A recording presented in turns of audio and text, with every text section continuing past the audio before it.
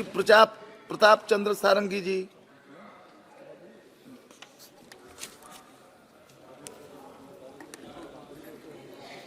अधिष्ठाता महोदय, मैं आपको आभार व्यक्त करता हूं।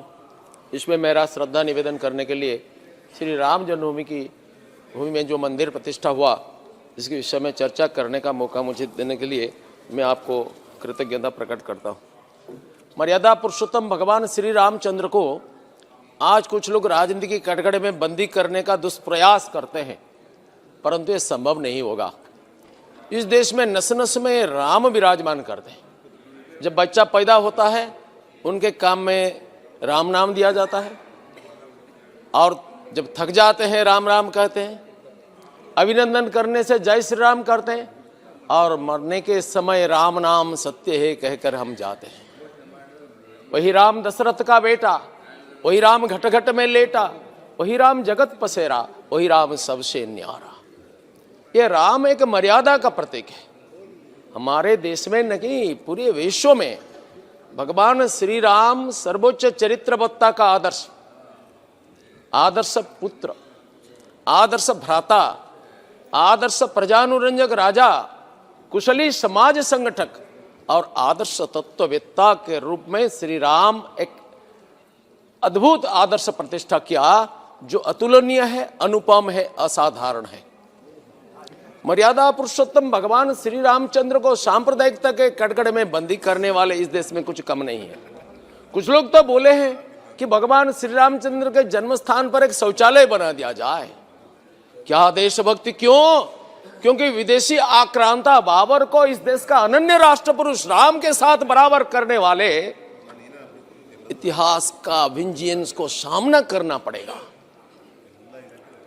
अधिष्ठाता महोदय, भगवान श्री राम का अनुपम दिव्य चरित्र, उनका जीवन, त्याग, सेवा, सत्यनिष्ठा, चरित्रवत्ता, परदुख कातरता और प्रजानुरंजन का सर्वश्रेष्ठ आदर्श है। वो सामाजिक समरसता और राष्ट्रीय एकात्मता का प्रतीक भी है। आचंडाल ब्राह्मण सर्वत्र उनका प्रेम का अवारित प्रवाह है। आचंडाला प्रतिहत रतयो यस्य प्रेम प्रवाह। और भगवान श्री रामचंद्र को छोड़ करके कोई छद्म धर्मनिरपेक्षता का आश्रय लेकर के इस राष्ट्र का पुनरुद्धार नहीं हो सकता है। उन्होंने क्या किया? उनके समय में इस समाज में एक प्रकार का विभाजन का चरम परिस्थिति आ गया था। आर्य संस्कृति, शावर संस्कृति, निषाद संस्कृति, राक्षस संस्कृति, ऐसा कई प्रकार का विभाजन। लेकिन श्री राम ने इसको जोड़ दिया। श्री राम का आविर्भाव क्यों हुआ? रावण को मारने वाले, रावण को परास्त करने वाले ऐसा कई विभूतियां उस समय में था। बाली, जो इनको कोख में 6 महीना तक जाग करके चला था, रावण उनके सामने कुछ नहीं है। उनका बेटा अंगद उनको फुटबॉल जैसा खिलता था, वो भी कुछ नहीं है। और कार्तवीर्य करके एक महावीर थे जिनको सहस्रार्जुन कहते हैं, वो रावण को उठवस करते हैं बराबर। उनके सामने रावण का पराक्रम कुछ नहीं है। और भगवान परशुराम जिन्होंने 21 बार इस पृथ्वी को क्षत्रिय शून्य कर दिया, वो कार्तवीर्य को भी मार दिया, उनके सामने भी रावण का पराक्रम कुछ नहीं है। फिर भगवान राम का क्या आवश्यकता था? समाज में जिस जड़ता के कारण, जिस खामोशी के कारण, जिस स्वार्थपरता के कारण, जिस भीरुता के कारण रावणों का पैदा होता है, इसको दूर करने के लिए, समाज को संगठित करने के लिए भगवान राम का आविर्भाव हुआ था। भगवान राम ने अयोध्या से कोई क्षत्रिय सेना लेकर के नहीं गए थे। दशरथ जैसा महावीर देवासुर संग्राम में देवताओं को मदद किया, राक्षसों को परास्त किया, ये भी थे। जनक जैसा ब्रह्मज्ञानी थे, राजर्षि। ये सारे महावीर, बाली और सहस्रार्जुन थे, परशुराम थे। परंतु रावण का अत्याचार से समाज को रक्षा नहीं किया जा सकता है, क्योंकि उनका टेररिस्ट आउटफिट्स के द्वारा वो समाज में अत्याचार फैलाता था। जैसा लाडेन निकला अलकायदा का, जैसा आईएस निकला, उनका सैकड़ों टेररिस्ट आउटफिट्स है। बोडो, हिजबुल मुजाहिदीन, जेकेलेप, ये सब है। ऐसा रावण का कई टेररिस्ट आउटफिट का सरदार कौन थे? ताड़का, शूर्पणखा, मारीचा, सुबाहु, हजारों राक्षसी सेना लेकर के समाज में गरिल्ला युद्ध करके आतंकवाद मचाते थे। ऋषियों का यज्ञ कुंड को विध्वस्त करते थे, सामान्य जनता को अत्याचारित करते थे, सनातन मूल्यबोध को खत्म करने के लिए लगे रहते थे। कुछ लोग भयंकर भ्रम पैदा करते हैं इसमें हिंदू मुस्लिम का कोई विवाद नहीं है, इसमें उत्तर भारत दक्षिण भारत का कोई विवाद नहीं है। ये क्यों मचाते हैं? उनका धर्मपिता अंग्रेजों ने जो इस देश को शासन करने के लिए जो भ्रम फैलाते रहे उसको चलाते रहे। ये क्या है? उत्तर भारत में तुम आर्य हो, दक्षिण भारत में वो द्राविड़ हो। रावण एक आर्य संतान था, विश्रवा ऋषि का नंदन था, सर्वश्रेष्ठ ब्राह्मण था, वेदज्ञ। भगवान श्री राम ने उनको पुरोहित पद में वर्ण किया था। ये गलत है, ये अनैतिहासिक है, ये सत्य पर आधारित नहीं है। परंतु ये क्यों करते हैं? हमारा राष्ट्र जीवन को तोड़ने के लिए भगवान श्री राम ने उत्तर दक्षिण पूर्व पश्चिम सबको जोड़ दिया। देखिए, इतना पराक्रमी लोग रावण को शास्ति नहीं दे सकते थे, नियंत्रित नहीं कर सकते थे, परंतु हमारा देश का एक मनस्वी तपस्वी जो अपना साधना के गुहा से निकल करके भाला माला छोड़ करके भाला पकड़ लिया और इस देश का तारुण्य का अनन्य प्रतिनिधि दो किशोर के हाथ में, राम लक्ष्मण के हाथ में धनुर्बाण पकड़ा दिया, तब रावण का साम्राज्य में हृदकंप हो गया। निशिचर हीन करौ मही भुजा उठाए प्रण किन्न। जब इन्होंने ये प्रण कर लिया तब रावण कांपने लगा, लंका कांपने लगा, सारा आसुरिक शक्ति कांपने लगे। ये कौन है? ये असाधारण विभूति, ये बालक कौन है? ये रावण को ये चेतावनी दे दिया, अब तुम्हारा जमाना खत्म होने वाला है। माननीय नरेंद्र मोदी जब आ गए कुर्सी पर तब क्या हुआ? हम नहीं खाएंगे, नहीं खाने देंगे। इसको जान करके कुछ लोग चकित हो गए, वो उनका जीवन त्राही त्राही हुआ। वो तो कहते थे हम भी खाएंगे, कर्मियों को खिलाएंगे, जनता को लूटेंगे। ये अचंभित हो गए, ये क्या बात है? ये नया कल्चर आ गया राजनीति में। अधिष्ठाता महोदय, भारत के एकात्मता का आदर्श थे भगवान श्री राम। उन्होंने सामाजिक न्याय का प्रतिष्ठाता थे। उन्होंने क्या किया? जब जंगल में गए, वनवास में क्यों गए? पितृसत्य पालन करने के लिए। पितृसत्य किस लिए? उनका विमाता कैकेयी ने दशरथ को वाध्य किया था और विमाता को कितना सम्मान दिया। बोले माँ, आप तो मेरा परम कल्याणकारिणी, मेरा छोटा भाई भरत राजा बनेगा, मैं जंगल में ऋषियों का सेवा करूंगा और इस देश को जानने का मौका मिलेगा। कितना सकारात्मक व्यवहार। और राम ने चले गए जंगल में, कितना उनको समझाया लोगों ने। गुरु वशिष्ठ भरत जाकर के समझाया, परंतु राम को विचलित नहीं कर सके। वशिष्ठ ने बोला मैं गुरु, मेरा आदेश तुमको पालन करना है, जंगल में तुमको वापिस जाना है। भगवान राम ने बोले आपका आदेश मैं अवश्य पालन करूंगा, अगर आप सत्य वचन बोलेंगे। कि शास्त्र, वेद, श्रुति, सारा अध्यात्म के आधार पर आप जो उपदेश देते हैं ये ग्रहणीय है, ये सत्य के आधार पर है, आप अगर बोलेंगे तो मैं मानूंगा। गुरु वशिष्ठ भी परास्त होकर के आ गए। प्रज्ञा का अधिष्ठान पर अधिष्ठित इस महापुरुष ने 14 साल के वनवास में इस राष्ट्र को समझा। जिन अत्याचारित वनवासियों ने उनकी सेना में शामिल हुए थे, ये कौन है? बानर, भल्लक, ऋक्ष, भील, किरात, सबर, समाज का उपेक्षित वर्ग है। उनको श्री राम ने सम्मान दिया, गुहा के सबर को आलिंगन किया, उनको सामाजिक प्रतिष्ठा दिला दिया।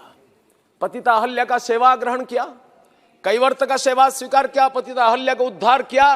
और सबरी जो लांछिता थी, शबरी का उच्छिष्ट स्वीकार करके सामाजिक समरसता क्या होता है भाषण में नहीं आचरण में प्रदर्शित किया। अयोध्या का राजा राम जो पितृसत्य पालन करने के लिए स्वर्ण सिंहासन को छोड़ करके चले गए, और भरत जिन्होंने उनको वापिस करने के लिए गए वो भी सिंहासन स्वीकार नहीं किया। यही राम राज्य के महिमा। वो कठोर पूजा किया, पादुका पूजन किया, राम राज्य का आदर्श को स्थापन किया। भगवान श्री राम ने जब पर्वत पर गए, भगवान श्री राम ने वो सुग्रीव के साथ बैठे थे, विभीषण आया, रावण को सत्य का उपदेश दिया और नहीं माना, आ गया। भगवान श्री राम ने क्या किया? बस बैठो लंकेश बोल दिया। सुग्रीव ने बोला भाई क्या कर दिया आपने? लंकेश बोल दिया आप जैसा क्षमाशील है, अगर रावण सीता माता को समर्पित करके क्षमा याचना करेगा तो आप क्या करेंगे? राम ने अचानक बोल दिया कुछ प्रॉब्लम नहीं है, समस्या कुछ नहीं है, मैं रावण को अयोध्या दे दूंगा और लंका में विभीषण को राज्याभिषेक कराऊंगा। रघुकुल रीति सदा चली आई, प्राण जाई पर वचन न जाई। भगवान श्री राम ने बोल दिया। भगवान श्री राम साम्राज्यवादी नहीं थे, इसलिए लंका पर विजय किया, किंतु अपना साम्राज्य में नहीं मिलाया। सुग्रीव विभीषण को अभिषेक किया, किष्किंध्या पर विजय किया, अपना साम्राज्य में नहीं मिलाया, उधर सुग्रीव को अभिषेक किया।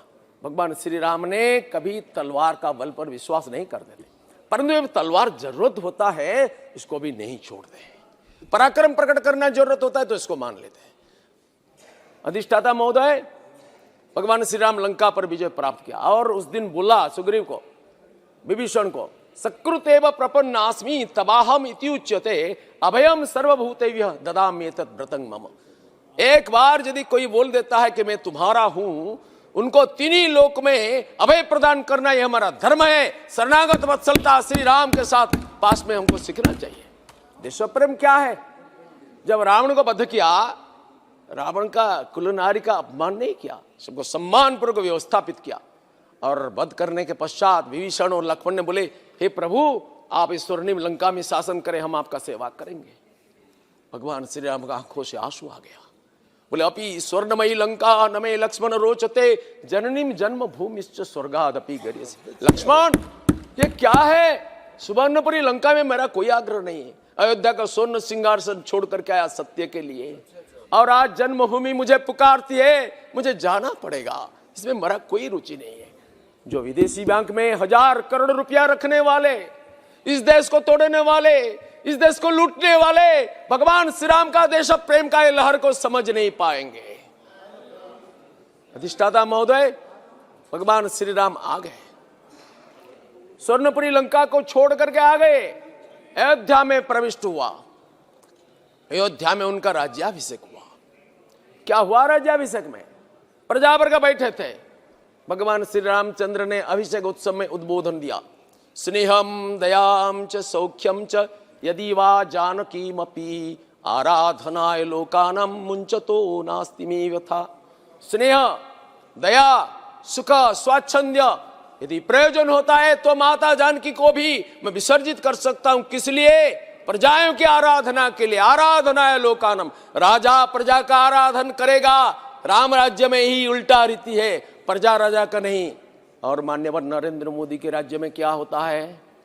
मान्यवर नरेंद्र मोदी की राज्य में भी जो राजा है प्रजा का आराधना करता है, गरीबों का आराधना करता है, माताओं का आराधना करता है, युवाओं का आराधना करता है, जनसाधारण का आराधना करता है। मैं राष्ट्र का प्रधानमंत्री नहीं, प्रधान सेवक करने वाला और झाड़ू पकड़ने वाला, झाड़ू में सफाई करने वाला प्रधानमंत्री हमारा गौरव है। ये राम राज्य का आदर्श है।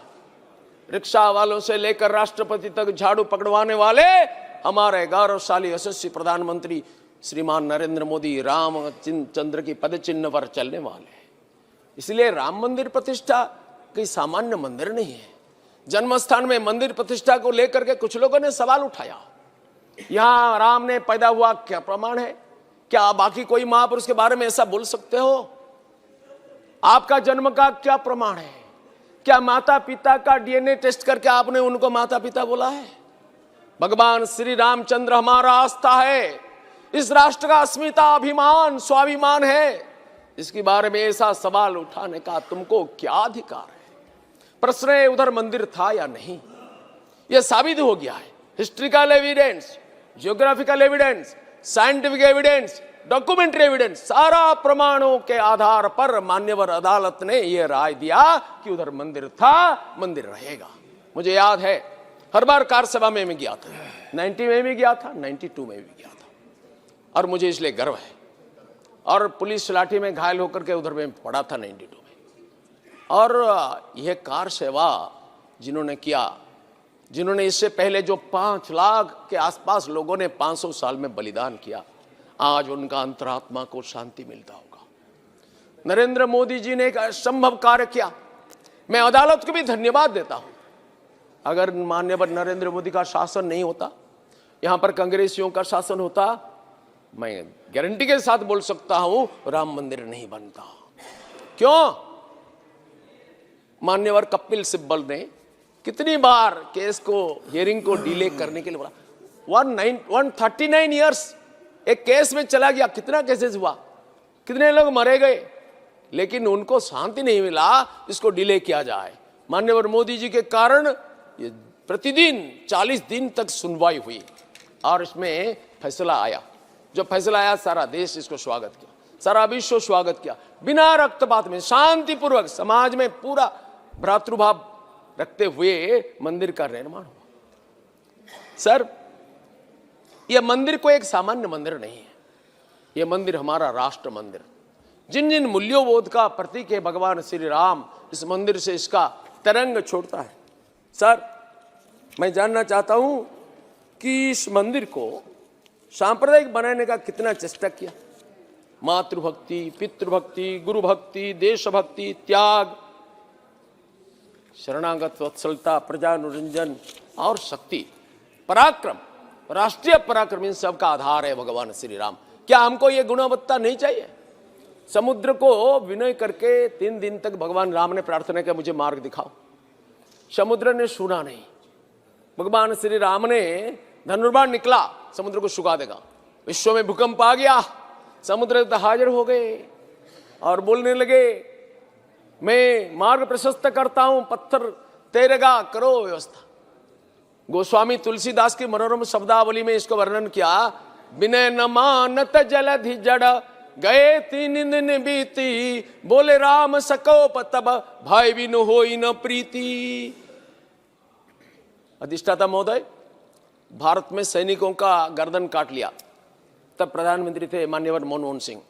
उन्होंने गर्जन तो किया, पेपर में बयान आया, लेकिन जब उनका मालकिन निर्देश नहीं दिया तो कुछ नहीं किया।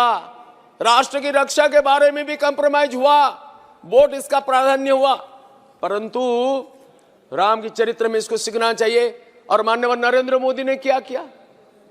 पुलवामा हो, उरी हो, इसका जवाब सर्जिकल स्ट्राइक, एयर स्ट्राइक के माध्यम में दिया गया। पाकिस्तान म्यांमार के अंदर में घुस करके हमारा सैनिक, हमारा वीर जवान ने सर्जिकल स्ट्राइक करके ध्वस्त करके आ गया आतंकवादी शिविर को। और 1962 में क्या हुआ था?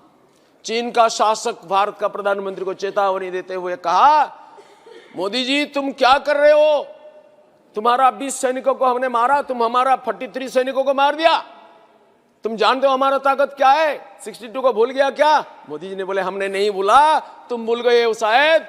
62 में अब तक गंगा नदी में बहुत पानी चला गया। मार खा के गाल दिखाने वाले प्रधानमंत्री नहीं है, ईंट का जवाब पत्थर में देने वाला प्रधानमंत्री है। हम किसी को नहीं छेड़ेंगे, हमें जो छेड़ेगा हम उसे नहीं छोड़ेंगे।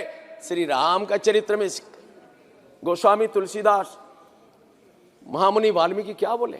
मृदुनी कुसुमादपि वज्रादपि कठोराणी।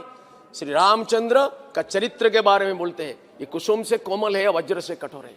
राजा, प्रजा, धनी, निर्धन, मूर्ख, विद्वान, ब्राह्मण, चंडल, सबके साथ यथायोग्य व्यवहार करने वाले भगवान श्री रामचंद्र ने जब धर्म के ऊपर आघात आता है, राष्ट्र के ऊपर आघात आता है, तब प्रलय का शक्ति प्रदर्शन करते हैं।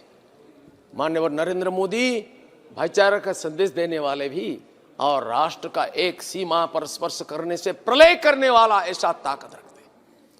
और भगवान श्री रामचंद्र ने अयोध्या से कोई ब्राह्मण क्षेत्रीय सेना लेकर के नहीं गए, आतंकवाद को दमन करने के लिए बुलेट प्रूफ कार में नहीं गए। उन्होंने क्या किया? उन्होंने जंगल में अत्याचारित वनवासी का मूल शक्ति को जानते हैं, इसको जगाया, झकझोर कर दिया, और वनवासियों का शक्ति के सहारे रावण समेत समस्त आसुरिक साम्राज्य को खत्म कर दिया। पूरा राष्ट्र को उत्तर दक्षिण पूर्व पश्चिम अपना श्वेत छत्र के नीचे आने दिया, और इसमें साम्राज्यवाद का कोई लेस नहीं है। भारत का सांस्कृतिक सम्राट बन गया। उनके जन्म स्थान में लेकिन मंदिर था, किसने बनाया था? उनके जन्म स्थान में मंदिर बनाया था रामचंद्र की पुत्र कुश ने, कौशाम्बी के राजा। ये मंदिर को 1033 में एक विदेशी आक्रांता ने तोड़ दिया और वहां पर ध्वस्त कर दिया। तो भगवान श्री राम का मंदिर निर्माण करने के लिए गढ़वाल के राजाओं ने बहुत कोशिश किया और एक भव्य मंदिर बना दिया। इस मंदिर जो तोड़ा गया तो सारा हिंदुओं ने मिलकर के इसको विरोध किया। एक दिन के लिए छोड़ा नहीं, कई रक्तपात हुआ। फिर 1528 में विदेशी आक्रमणकारी बाबर ने अपना सेनापति मीर बाकी खान को भेज करके मंदिर को ध्वस्त किया। फिर भी समाज इसको स्वीकार नहीं किया। लगातार 500 साल तक इस मंदिर को मुक्त करने की कोशिश किया गया। सर, जब मंदिर तोड़ा गया तब हिंदुओं ने उधर घेर करके पूजा करने का चालू किया। कई वीर और वीरांगनाओं का बलिदान हुआ। 1850 में हुआ भयंकर संघर्ष। सर 1949 में उधर जो सिक्योरिटी गार्ड था वो अचानक मूर्छित हो गया। देखा अद्भुत दृश्य, एक ज्योतिर्वलय के अंदर में भगवान राम लाला का प्रतिमा विराजमान है। हंसते हंसते भगवान श्री राम लाला जैसे चलमान होते हैं। इसको देख करके बेचारा मूर्छित हो गया। फिर सरकार के पास खबर गया और बाद में इस राम लाला का मूर्ति को हटाने की कोशिश किया गया। वहां पर कलेक्टर थे के नैयर, उन्होंने ऑर्डर कर दिया मूर्ति का पूजा होगी 3 बार, भक्त दर्शन करेंगे, मूर्ति को हटाया नहीं जा सकेगा। तत्कालीन प्रधानमंत्री का आदेश का भी उन्होंने पालन नहीं किया, अपना नौकरी छोड़ दिया। इस आदेश का किसी भी कोर्ट ने खंडित नहीं कर पाया। तब से भक्तों का दर्शन चालू हुआ। 1 लाख भक्त उसी दिन 1955 दिसंबर 1949 दिसंबर 23 को 1 लाख भक्तों ने उधर दर्शन किया। बाद में विश्व हिंदू परिषद ने इस काम का जिम्मेदारी लिया। 1983 में एकात्मता रथ यात्रा पूरे हिंदुस्तान से, कोणानुकोण से, नेपाल से चलाया। पूरा देश को एकता के सूत्र में जोड़ दिया। जी सर इसके बाद कई प्रकार रथ यात्रा निकला। राम जानकी रथ यात्रा, चरण पादुका पूजन, अरुणी मंथन में निकला हुआ ज्योति का पूजन, ये सब हुआ। सर इस पूजन के बाद कार सेवा के लिए भक्त उधर पहुंचे। 90 में एक फरिंदा भी वहां पर नहीं मार सकता है बोलने वाले हमारे यूपी का तत्कालीन मुख्यमंत्री मुलायम सिंह यादव का सारा अहंकार को चूर चूर करते हुए कार सेवक उधर पहुंच गए। गोली किसने चलाया? मैं सुन रहा था, मान्यवर सदस्य कांग्रेस पक्ष से बोल रहे थे गोली चलाने वाले। कभी कार सेवक गोली नहीं चलाया। राम मंदिर को समर्थन करने वाले कभी शस्त्र धारण नहीं किया। गोली चलाया यूपी के मुख्यमंत्री श्रीमान मुलायम सिंह ने। गोली चलाने का आदेश दिया और इसके कारण गोली तो हुआ, सैकड़ों कार सेवक का निधन हुआ और सरजू के तट पर जहां भगवान श्री राम ने जल समाधि लिया था उसी स्थान पर 2 मिनट उसी स्थान पर उनका समाधि हुई। उनका चिता भस्म हमने देखा। सर इस सरयू के तट पर सैकड़ों शव का दाह क्रिया हुआ। पूरे हिंदुस्तान में उनका भस्म वितरण हुआ। भस्म की यात्रा चला। देश में नया भावना आ गया। मुझे याद है सर, हमारे उड़ीसा से एक कार सेवक स्वामी लक्ष्मणानंद पर जब गोली चलने गए, पुलिस उनके सामने खड़ा हो गया। 6 संग्राम महापात्र, उनको 6 गोलियां लगी। हॉस्पिटल में पड़ा था। सैकड़ों महिलाएं रक्तदान करने के लिए उधर खड़े थे। सैकड़ों कार सेवक घायल होकर के पड़े थे। सर जब उनका सेंस आया, उन्होंने एक महिला को पूछा, माता इतना भीड़ क्यों? रोते हुए महिला बोलने लगी, बेटा राम जी को गोली हुआ है, क्या माता कौशल्या स्थिर हो सकती है? ये भावना को समझ सकते हैं? राम सेतु को तोड़ने वाले, राम मंदिर केस को विलंबित करने वाले, उधर शौचालय बनाने वाले, वो कभी इस भावना को समझ नहीं सकते हैं। राम को छोड़ करके भारत का कल्पना करना भी असंभव है। सर जिसका नाम के प्रभाव से एक दस्यु भी महापुरुष बन गया और रामायण ग्रंथ का रचना किया महामुनि वाल्मीकि बन गया, इसका नाम तो लेते हुए रघुपति राघव राजा राम करते हुए आजादी का लड़ाई शुरू किया था महात्मा गांधी ने। क्या गांधी जी सांप्रदायिक है? मानते हैं उनको सांप्रदायिक? सर जब हम लेते हैं इसको क्यों राजनीति बोलते हैं? मैं एक नाम अगर नहीं लूंगा तो मुझे अकृतज्ञता दोष होगा। तब हम जेल में थे बनारस में। सर लाल कृष्ण आडवाणी, माननीय लाल कृष्ण आडवाणी ने जो रथ यात्रा निकला, इसके कारण भारत में अद्भुत जागरण हुआ। महंत रामचंद्र दास चले गए, रामचरण दास को फांसी हो गया।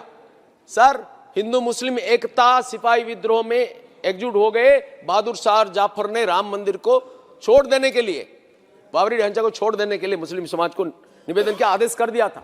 हिंदू मुस्लिम एकता चरम सीमा पर पहुंच गया था। सर अंग्रेज शासकों ने षड्यंत्र करके इसको ध्वस्त विध्वस्त कर दिया और जिन्होंने ये एकता का प्रवक्ता था उनको फांसी पर चढ़ा दिया। ये इतिहास को हमको जानना चाहिए। राम ही इस देश को जोड़ सकते हैं।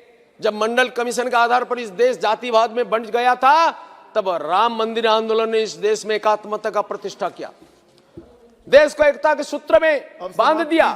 भगवान श्री राम का मंदिर प्रतिष्ठा होने से सारा मूल्यबोध का प्रतिष्ठा हो जाएगा।